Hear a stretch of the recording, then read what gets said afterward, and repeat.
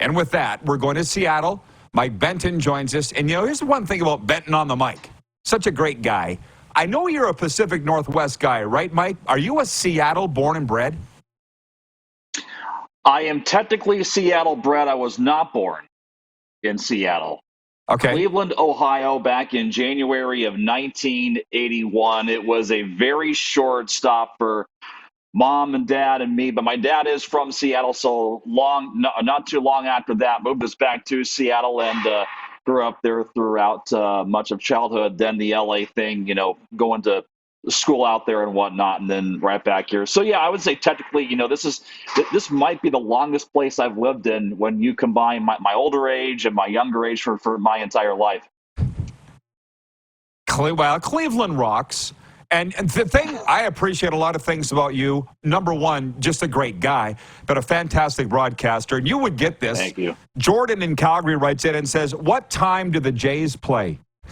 Like we're TV Times or the TV Guide. You get it. We get these questions all the time. I happen to know that it's 4:10 p.m. Eastern. All right. Now, it is opening day, which leads me in my next thing before we talk about the Kraken. The Mariners, opening day. Is it a state holiday there where you are right now? What are people going through in the Emerald City?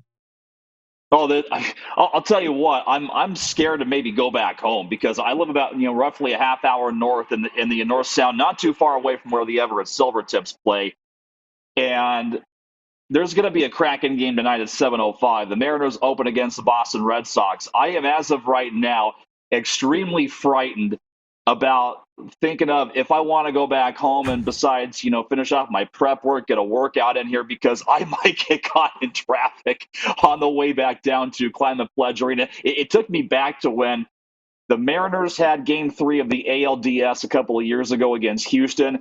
The Kraken then opened up the same night against the Vegas Golden Knights. Matter of fact, we had TVs on in the concourse with that 18-inning game going on. It was crazy. And then the Huskies, the Washington Huskies, had their spring game as well. And we basically branded this as Seattle's version of Carmageddon. If you wanted to go, get in the car early or else drive at your own risk here. So, yeah, I mean, to kind of round this out, it's like a big party here. The Mariners are, a staple of this community, a big fabric, a big piece of the Seattle sports landscape fabric here. And there's a lot of folks who share the same rooting interests, Kraken-wide and Mariners-wide as well. So we got a busy sports landscape around here today, but, it's what makes this place special and unique because sports is more than just showing up for about 2.5 hours and watching a team then going home here. It is a part of the daily lives of plenty of people around here, and that's why it's so special. Yeah. Well, hey, same thing here in South Florida. So many times I'm going up in the elevator at a Panthers game with some guy who just got to the arena an hour late, and he's like, whether it's a producer of the TV channel or a broadcaster or whatever, traffic is a thing. It's a big city thing. A lot of our viewers don't understand. Now, though, and I appreciate the time, and I won't keep you long, Ducks at Kraken. Why should we care about this game tonight? This is going to be a game, I think, that tells a lot about the future of these two teams, Rod. And I think the first hint on the Kraken side was, number one, we see more of what Matty Beniers can do once he shakes off, whatever was bothering him here for this sophomore season. And it's been going on for a long, long time. But we saw the Matty Beniers of old. He had a 3-point game, but he was also flying. He was commanding every shift with the puck, and he just flat out looked dominant. And I know that Anaheim has had their struggles here, but, it's been easier said than done as far as Beniers' game. And I think a performance like that went a long way to really give him a good shot of confidence once again. Not to mention the game 2 nights ago, and they're facing Anaheim in a rare 2-game series here this week in Seattle. That included the debut of Logan Morrison and Ryan Winterton, both call-ups from the American Hockey League. I should go back and say actually Winterton played his 4th NHL game, but Morrison made his NHL debut, yet Winterton is still very much green as far as this phase. And we didn't just see a cameo from them in that game. They played significant minutes. Morrison got power play time. They were in on plenty of offensive scoring chances, and we got a glimpse of what this team could look like about a couple of years down the road, and they're going to probably get ample ice time once again for this evening. And not to mention, Anaheim's got one of the great pipelines right now in the NHL. They're going to be going places for, how long Trevor Zegras is going to be here. I know that he's got, contract issues, but there's Leo Carlsson in the mix. There's Olin Zellweger as well in the mix. Pavel Mintyukov in the mix. So, if the trajectory for these two teams goes the way that the powers that be are hoping, this could be a very fun matchup for years to come. And so I think for a game like this, yes, as far as present day, they're struggling, but for the future, you're going to be getting a pretty good glimpse of what could be coming, and it could be wildly entertaining. Hey, that's a great sell job, and I always say there's always something interesting about any game. Sometimes you got to dig a little further to find it, and you've just said why. And my last question. Always go for where the story is, Nelson man. Wright. That's me. You know me. Exactly. Exactly. Nelson writes it. He says, how about those silver tips winning the WHL draft and basically getting Landon DuPont, who will be granted exceptional status in the dub? Mike was the voice of the tips for a long time, and now they're going to have a new coach. What's your take on all of the dub in your area?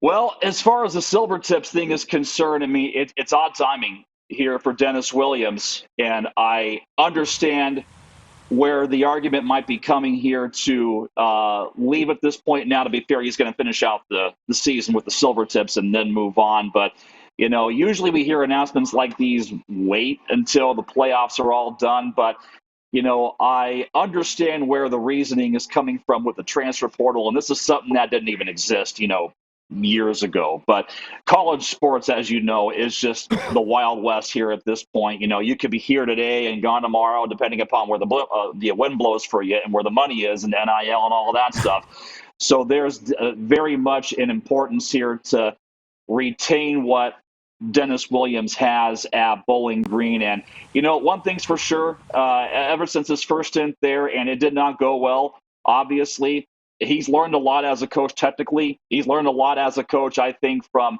being able to get players to buy in short term and long term. And, he'll be on par to do some great things with that Bowling Green program. Now, as far as the silver tips are concerned, I wouldn't be surprised if Zoran Radchik's inbox is flooded right now with coaching candidates. He, of course, has been at the helm for a long, long time for the Silver Tips organization. Dennis had a GM and head coach job. I'm just spitballing here, but I wouldn't be surprised if there might be a greater role in mine here for a guy like Mike Frazier, who's been around as far as the scouting department in that organization since when Gary Davidson was there as well. But it's still very much a wait and see kind of thing right now. There are plenty of options where they could go. I think there's a short timeline to get this thing all ready and all set because, of course, you do have the WHL draft coming up, not just the DuPont situation, but getting scouts in place, getting other prospects in place, and then continue to build from there. But from the overall WHL picture, Rod, I've called 4 games this season involving the Portland Winterhawks on television. They're as scary as it gets as far as what they can do offensively, and they appear to be the real deal here for this playoff run, and Mike Johnson's got them primed maybe for a deep run. I'm concerned with goaltending for them. They maybe sprung a leak in the last couple of weeks, but depending if rest can help out Jan Spunar here for the short term, they're going to be well in position for what can be just a knockdown, drag-out race right now in the Western Conference in this playoff picture.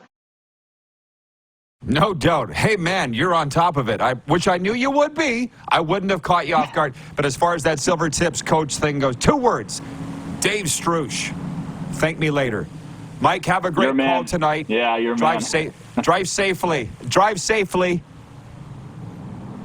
Appreciate you, Rod. Thank you. Anytime. Appreciate you.